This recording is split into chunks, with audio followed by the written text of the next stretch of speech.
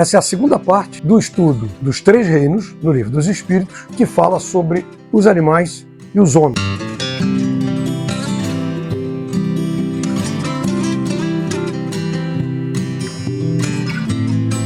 Encontro com Kardec, um momento de estudo da doutrina espírita.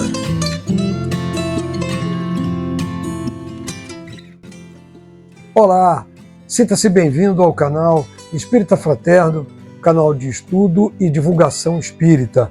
Hoje nos encontramos novamente aqui no Encontro com Kardec número 50, esse programa que a gente tem feito semanalmente de estudo da doutrina espírita, atualmente no Encontro com Kardec, estudando o Livro dos Espíritos. Olha, são 50 encontros, muito bacana. A gente está junto aqui já há 50 semanas seguidas, de alguma forma eu aqui tentando ajudar a elucidar as questões, mais especificamente do Livro dos Espíritos. E eu só posso agradecer a sua presença e ao seu apoio nesse período todo. Não se esqueça, eu tenho que te pedir para você não deixar de se inscrever no canal se não for inscrito, apertar aquele sininho de notificações para receber as notificações quando publicar novos vídeos. Evidentemente, deixar o seu joinha e compartilhar com quem você acha que merece receber também essa informação do estudo. Mais uma vez, agradeço você estar aqui e não esqueça agora de fazer a sua prece inicial, pedindo o concurso de bons espíritos do seu mentor espiritual que nos ajuda você, a mim, a todos nós, na elucidação dessas questões que nos tragam boas energias para o estudo. Vamos começar o estudo agora? Capítulo 11. Os 3 reinos. Os animais e o homem. Perguntas 601 a 610. Os animais estão sujeitos a uma lei progressiva como os homens? Sim, e é por isso que nos mundos superiores, onde os homens são mais adiantados, os animais também o são, dispondo de meios de comunicação mais desenvolvidos. Entretanto, são sempre inferiores e subordinados ao homem, para o qual representam servidores inteligentes. Nada há nisso de extraordinário. Tomemos os nossos animais mais inteligentes, como o cão, o elefante, o cavalo, e os imaginemos dotados de uma conformação apropriada aos trabalhos manuais, o que não fariam sob a direção do homem. Os animais progridem como o homem por ato da própria vontade ou pela força das coisas? Pela força das coisas, a razão porque não há expiação para eles. Nos mundos superiores, os animais conhecem a Deus? Não. Para eles o homem é um deus, como outrora os espíritos eram deuses para os homens. Pois que os animais, mesmo os aperfeiçoados existentes nos mundos superiores, são sempre inferiores ao homem, segue-se que Deus criou seres intelectuais perpetuamente destinados à inferioridade, o que parece em desacordo com a unidade de vistas e de progresso que todas as suas obras revelam. Tudo em a natureza se encadeia por elos, que ainda não podeis apreender. Assim, as coisas aparentemente mais díspares têm pontos de contato que o homem no seu estado atual nunca chegará a compreender. Por um esforço da inteligência poderá entrevê-los, mas somente quando essa inteligência estiver no máximo grau de desenvolvimento e liberta dos preconceitos do orgulho e da ignorância, logrará ver claro na obra de Deus. Até lá, suas muito restritas ideias lhe farão observar as coisas por um mesquinho e acanhado prisma. Sabei não ser possível que Deus se contradiga e que na natureza tudo se harmoniza mediante leis gerais, que por nenhum de seus pontos deixam de corresponder à sublime sabedoria do Criador. A inteligência é, então, uma propriedade comum? Um ponto de contato entre a alma dos animais e a do homem? É. Porém, os animais só possuem a inteligência da vida material. No homem, a inteligência proporciona a vida moral. Considerando-se todos os pontos de contato que existem entre o homem e os animais, Não seria lícito pensar que o homem possui duas almas, a alma animal e a alma espírita, e que se esta última não existisse, só como bruto poderia ele viver? Por outra, que o animal é um ser semelhante ao homem, tendo de menos a alma espírita? Dessa maneira de ver, resultaria serem os bons e os maus instintos do homem efeito da predominância de uma ou outra dessas almas? Não. O homem não tem duas almas. O corpo, porém, tem seus instintos, resultantes da sensação peculiar aos órgãos. Dupla no homem só é a natureza. Há nele a natureza animal e a natureza espiritual. Participa pelo seu corpo da natureza dos animais e de seus instintos. Por sua alma, participa da natureza dos espíritos. De modo que, além de suas próprias imperfeições de que cumpre ao espírito despojar-se, tem ainda o homem que lutar contra a influência da matéria? Quanto mais inferior é o espírito, tanto mais apertados são os laços que o ligam à matéria. Não vedes? O homem não tem duas almas. A alma é sempre única em cada ser. São distintas uma da outra a alma do animal e a alma do homem, a tal ponto que a de um não pode animar o corpo criado para o outro. Mas conquanto não tem a alma animal, que por suas paixões o nivele aos animais, o homem tem o corpo que às vezes o rebaixa até ao nível deles. Por isso que o corpo é um ser dotado de vitalidade e de instintos, porém ininteligentes estes e restritos ao cuidado que a sua conservação requer. Encarnado no corpo do homem, o espírito lhe traz o princípio intelectual e moral que o torna superior aos animais. As duas naturezas existentes no homem dão às suas paixões duas fontes diferentes. Umas provêm dos instintos da natureza animal, outras resultam das impurezas do espírito encarnado, que simpatiza mais ou menos com a grosseria dos apetites animais. Ao purificar-se, o espírito se liberta pouco a pouco da influência da matéria. Sob essa influência, aproxima-se do bruto, livre dela, e leva-se ao seu verdadeiro destino. Veja que fica sempre muito clara a didática do professor Rivaio, né? Não, Allan Kardec, porque as perguntas são sempre muito objetivas e os benfeitores espirituais respondem também muito objetivamente e às vezes até tipo assim, pô, já não te falei isso, está te perguntando de novo, já não disse que é isso, já não disse que é aquilo, mas Kardec faz questão de deixar enfaticamente tudo muito bem claro. Então, nesse caso aqui, você veja que quando ele fala perguntas como os animais estão sujeitos, como o homem, à lei progressiva, a gente já viu isso antes, mas ele faz questão de deixar isso muito claro. Sim, os animais estão sujeitos, como nós já dissemos, à mesma lei de progressão, porque é um espírito, de qualquer maneira, encarnado. É um espírito diferente do nosso espírito que está num estágio diferente, né? Ele possui, como nós já dissemos no estudo anterior, uma inteligência limitada, vai até certo ponto. Ele não consegue conjugar raciocínios, questões, interrogativas como nós, existência. Ele não tem essa noção. Ele sabe que ele é alguma coisa, mas ele não sabe o que ele é. Então ele está sujeito, de qualquer maneira, a essa lei de progressão. Um dia, não temos a menor ideia de quando, e a gente, como já nos diz, inclusive o texto também fala novamente, que a gente não tem nem ideia de como isso vai se processar, esse espírito do animal vai passar para o ponto hominal. E não dá nem para entender de que maneira isso seria, porque no universo existe tanta coisa que a gente não sabe, que a gente não entende, e querer agora, sabe, discutir, aquela piada que diz que é discutir o sexo dos anjos, é querer saber qual é o momento certo que o animal deixa de ser animal para ser homem. Não vai fazer, não vai saber. Não é dado para a gente saber isso. Tem muita coisa muito mais importante do que isso para a gente saber, do que querer agora discutir e qual é o ponto que passou, em que momento que ele vai passar, qual será o animal que eu fui na outra encarnação, na outra existência espiritual. Não adianta. Isso, os espíritos são muito claros. Eles deixam isso sempre muito claro. E tudo vai pela lei de Deus. Como já dissemos, desígnios que a gente não consegue compreender.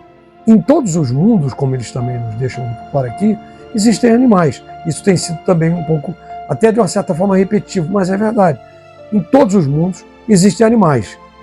Os mundos mais adiantados com animais mais evoluídos, que são até mais evoluídos que os animais que nós temos aqui na Terra. Mas são sempre animais. Animais são sempre animais, como eles deixam muito claro isso ali. E homens são sempre homens. Isso não vai mudar. E sempre deixando muito claro que não existe duas almas. Ele também já disse, nós já falamos da unicidade da alma. Nós temos até falado, recentemente eu publiquei inclusive um vídeo shorts, que é falando sobre alma gêmea, que não existe, porque se existisse, se admitiria que a alma é dividida, então se completa com outra. Não existe. Então não existe duas almas na gente. Nosso espírito é um só. É um só. O que nós temos são ainda remanescentes instintos, remanescentes de talvez, de uma existência animalesca, animal no caso, e a gente tem esse resquício ainda. Mas de qualquer maneira, sempre uma alma só. Jamais se poderia pensar que nós temos duas almas. De onde tiram os animais o princípio inteligente que constitui a alma de natureza especial de que são dotados? Do elemento inteligente universal. Então, emanam de um único princípio a inteligência do homem e a dos animais? Sem dúvida alguma, porém no homem passou por uma elaboração que a coloca acima daquela que existe no animal. Dissestes que o estado da alma do homem, na sua origem, corresponde ao estado da infância na vida corporal, que sua inteligência apenas desabrocha e se ensaia para a vida. Onde passa o espírito essa primeira fase do seu desenvolvimento? Numa série de existências que precedem o período a que chamais humanidade. Parece que, assim, se pode considerar a alma como tendo sido o princípio inteligente dos seres inferiores da criação, não? Já não dissemos que tudo em a natureza se encadeia e tende para a unidade? Nesses seres, cuja totalidade estás longe de conhecer, é que o princípio inteligente se elabora, se individualiza pouco a pouco e se ensaia para a vida, conforme acabamos de dizer.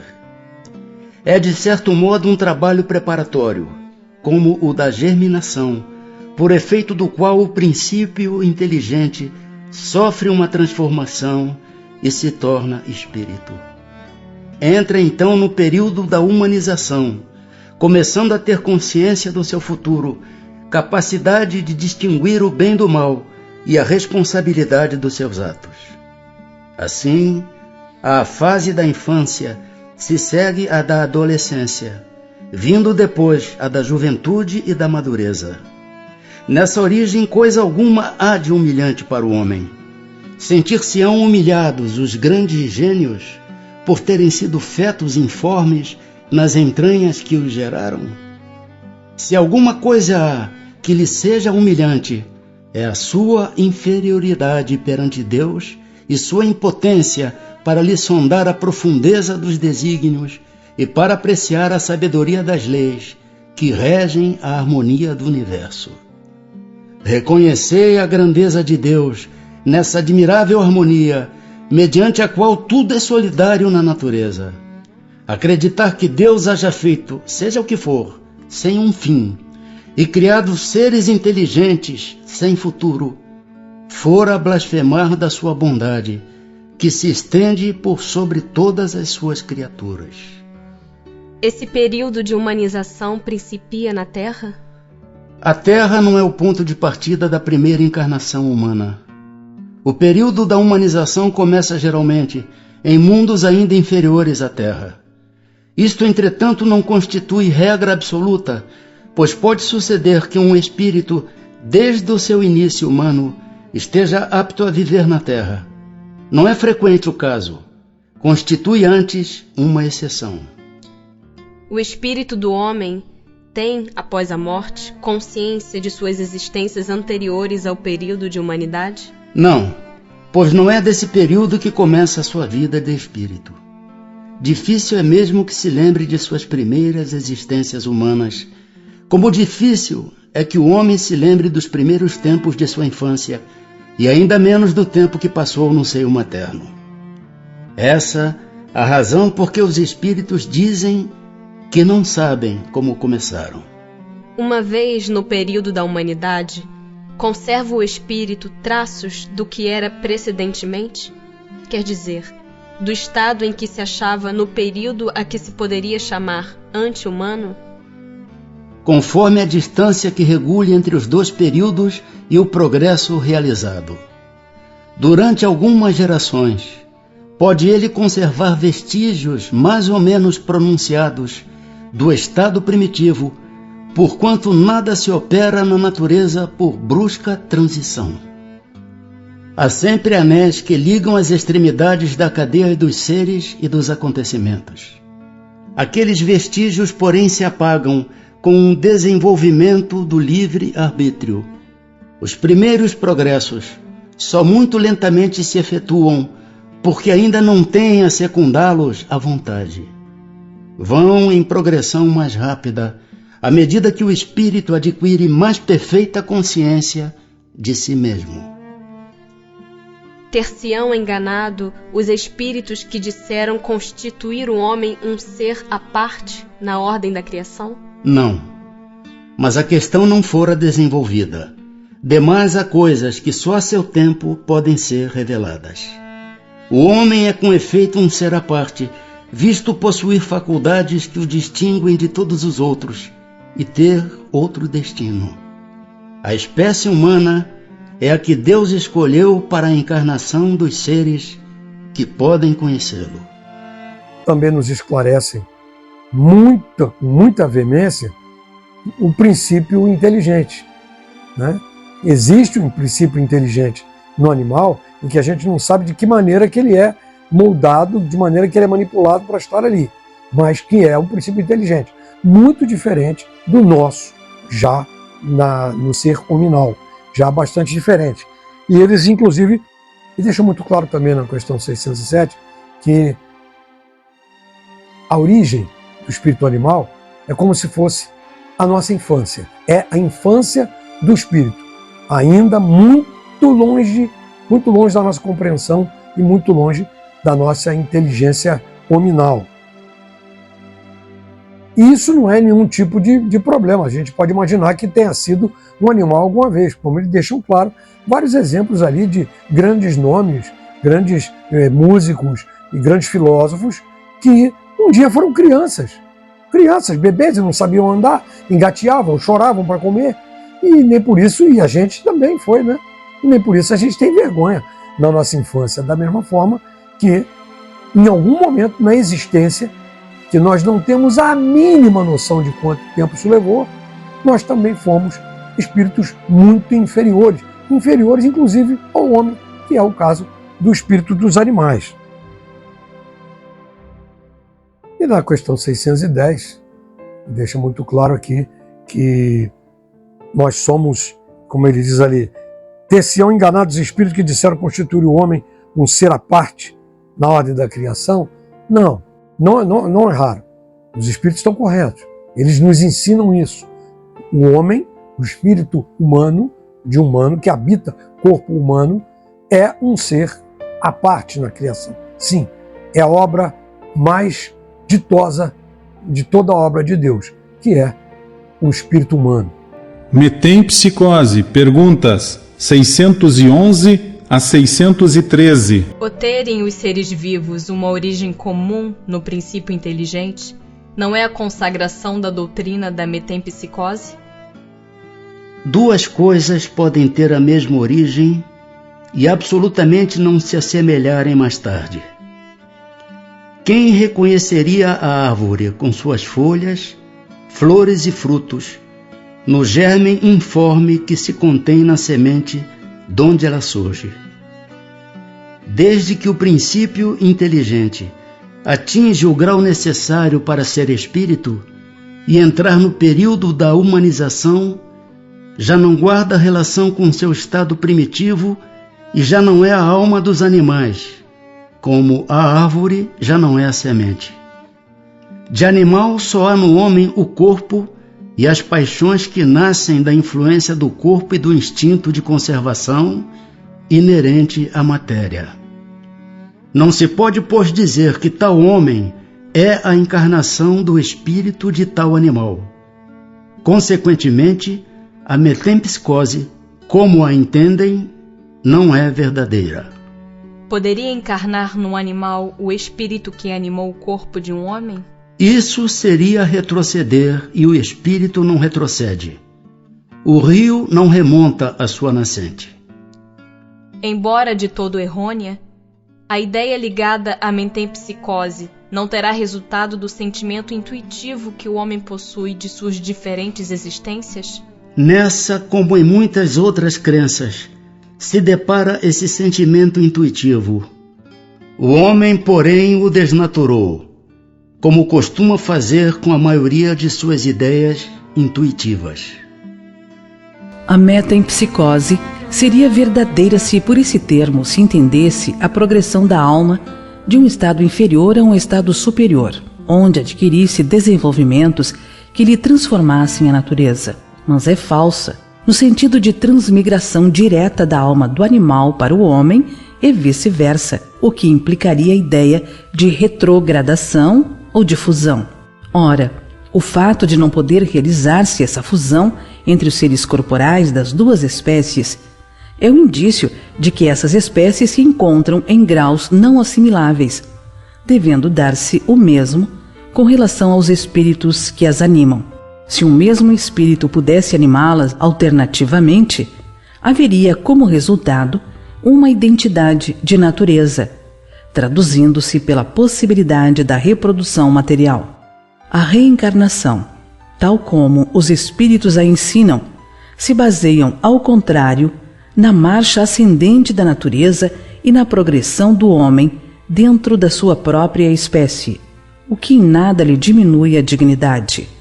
O que o rebaixa é o mau uso que ele faz das faculdades que Deus lhe concedeu para o seu adiantamento. Seja como for a antiguidade e a universalidade da doutrina da metempsicose, bem assim, o número de homens eminentes que a professaram vem provar que o princípio da reencarnação tem suas raízes na própria natureza. São, pois, antes argumentos a seu favor do que contrários a esse princípio. O ponto de partida do espírito é uma dessas questões que se ligam ao princípio das coisas e que fazem parte dos segredos de Deus. Não é permitido ao homem conhecê-las de maneira absoluta. Só lhe sendo possível fazer a tal respeito algumas suposições e construir sistemas mais ou menos prováveis. Os próprios espíritos estão longe de tudo saberem, e acerca do que não sabem, também podem ter opiniões pessoais, mais ou menos sensatas.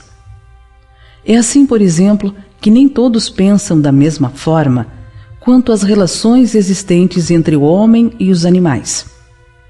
Segundo alguns, o espírito não chega ao período humano senão depois de se haver elaborado e individualizado nos diversos graus dos seres inferiores da criação. Segundo outros, o espírito do homem teria pertencido sempre à raça humana, sem passar pela fieira animal. O primeiro desses sistemas tem a vantagem de dar um objetivo ao futuro dos animais, que formariam, então, os primeiros elos da cadeia dos seres pensantes. O segundo é mais conforme à dignidade do homem e pode resumir-se da maneira seguinte: as diferentes espécies de animais não procedem intelectualmente umas das outras pela via da progressão.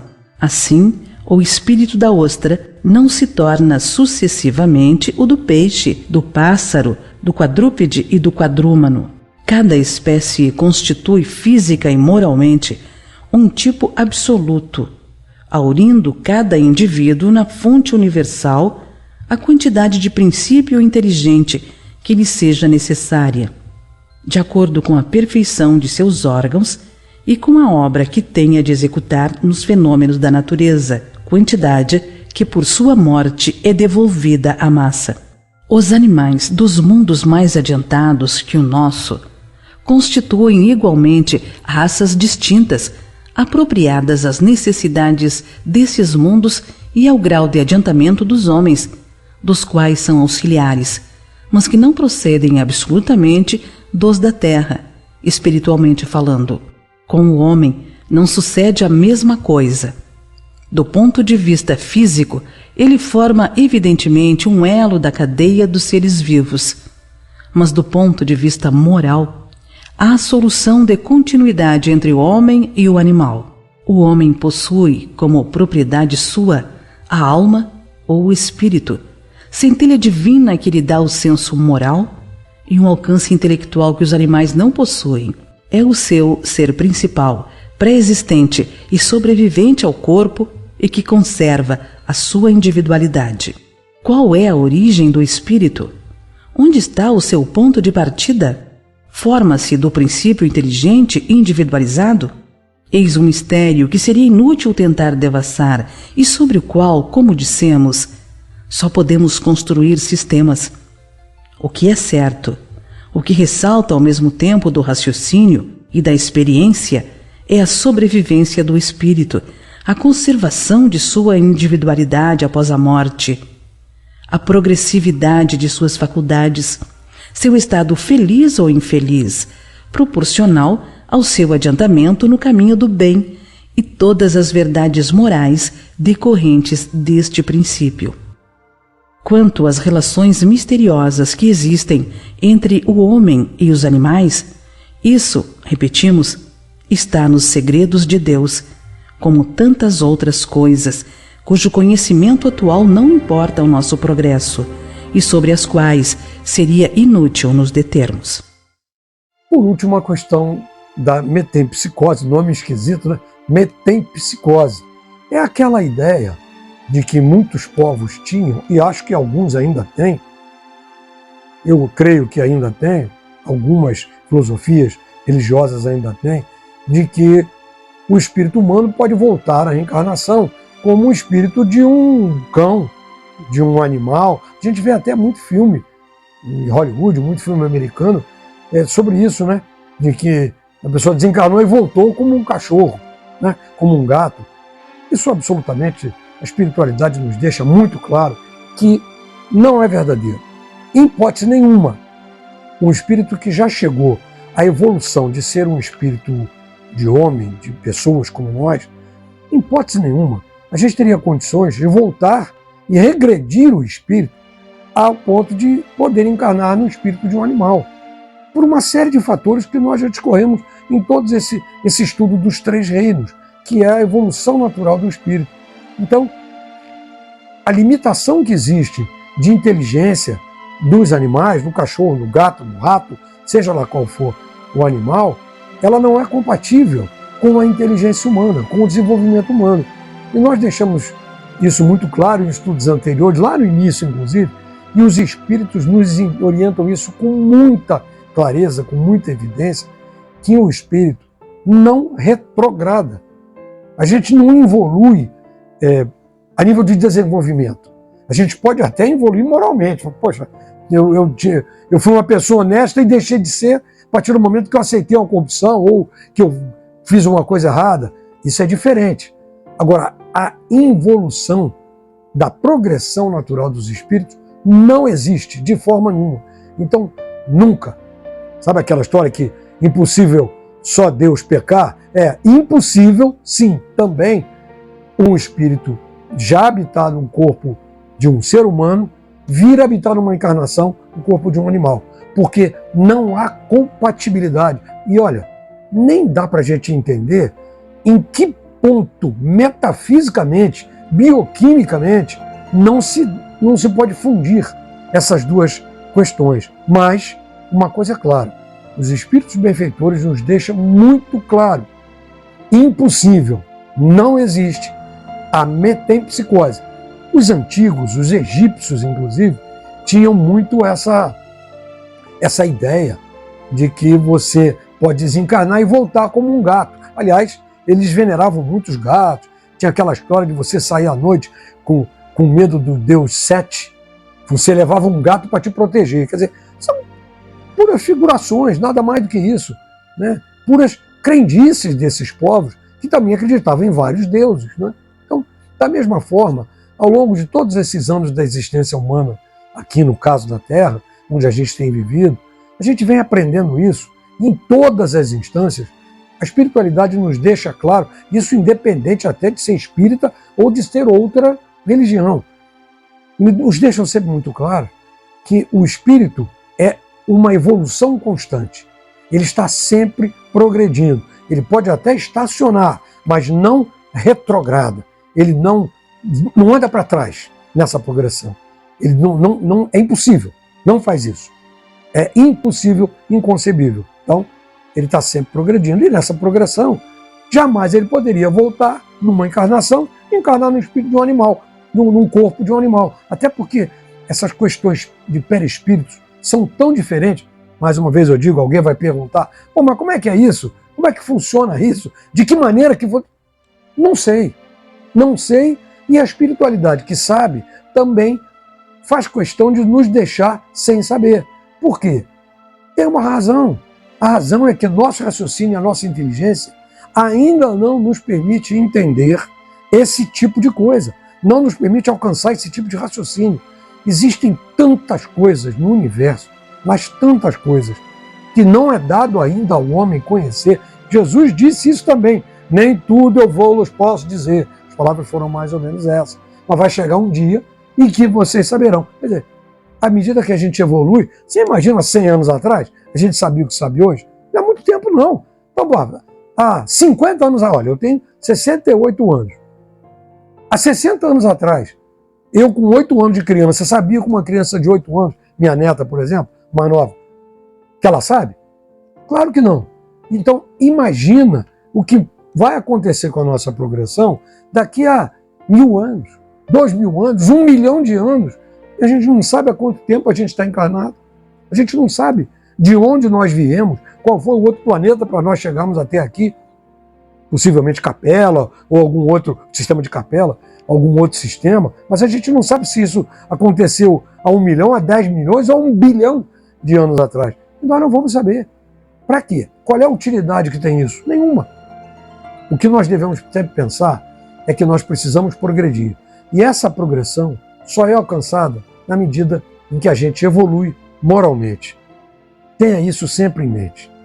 A gente progride espiritualmente quando evolui moralmente. Essa evolução moral, evidentemente, também é evolução intelectual, mas a evolução moral é que norteia todo o nosso caminho de progressão espiritual. Isso fica muito claro nessa parte do estudo que falava sobre o que nós acabamos de ver, dos 3 reinos. Bom lá, minha gente, muito bem, muito obrigado por estarem até aqui assistindo o nosso Encontro com Kardec número 50. Espero encontrar vocês aqui na próxima semana, no encontro número 51, a partir da questão 614, e nós estaremos aqui novamente com muita satisfação para transmitir um pouquinho que a gente conhece e também aprendendo, porque cada vez que a gente faz um programa desse com um estudo do livro, a gente aprende sempre um pouquinho mais, não é verdade? Então, espero que tenha sido também útil para vocês. Não esqueça de fazer a sua prece final, agradecendo a espiritualidade, essa oportunidade que a gente tem de estar aqui aprendendo essa doutrina consoladora. Mais uma vez, muito grato. Fiquem na paz.